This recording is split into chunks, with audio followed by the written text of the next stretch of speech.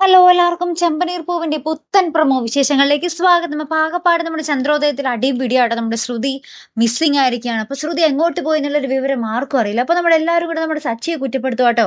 അപ്പൊ നമ്മുടെ രേവതി അങ്ങനെ വിട്ടുകൊടുക്കുക. രേവതി പറയുന്നുണ്ട് സച്ചിയേട്ടൻ ജോലിയില്ലാത്തത് ഇവിടെ നിന്നപ്പോൾ നിങ്ങൾ ഭാര്യയും ഭർത്താവും കൂടി എന്തോരൊട്ട് കളിയാക്കിയിട്ടുണ്ട്. അപ്പൊ ഞങ്ങൾ ഇങ്ങനെ എതിർത്തിരുന്നോ എന്നൊക്കെ ചോദിച്ച് നമ്മുടെ രേവതി കുറെ പറയുന്നുണ്ട്. അപ്പൊ സച്ചി പറയുന്നുണ്ട് ആ ശരിയാ, ആ നിനക്ക് വക്കീലാകാനുള്ള ഭാവിയെ കൊണ്ടല്ലോ രേവതി എന്നൊക്കെ പറയുന്നുണ്ട് കേട്ടോ തമാശയ്ക്ക്.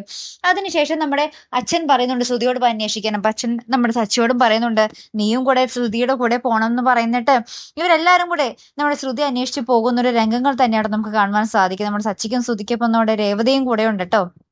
അപ്പൊ ഇങ്ങനെ സച്ചി രേവതിയോട് പറയുന്നുണ്ട് ഇനി അവളെങ്ങാനും വക്കീലിനെ കാണാനായിരിക്കോ പോരുക, ഇവനുമായിട്ടുള്ള ഒരു വിവാഹബന്ധം വേർപെടുത്താൻ അതൊക്കെ ഇങ്ങനെ കാറിലിരുന്ന് പറയുന്ന രംഗവും ശ്രുതി അത് കേട്ട് ഇങ്ങനെ ടെൻഷൻ അടിക്കുന്ന ഒരു മുഹൂർത്തങ്ങളും തന്നെയാട്ടോ കൂട്ടുകാരെ പിന്നീട് നമുക്ക് അതിൽ കാണുവാൻ സാധിച്ചേട്ടോ. അപ്പൊ എന്തായാലും നമുക്ക് നോക്കാം അല്ലെ. അപ്പൊ ഇതുപോലുള്ള പ്രൊമോ റിവ്യൂസിനും എപ്പിസോഡ് റിവ്യൂസിനും ഒക്കെ നിങ്ങൾ മറക്കാതെ ചാനൽ സബ്സ്ക്രൈബ് ചെയ്യുക.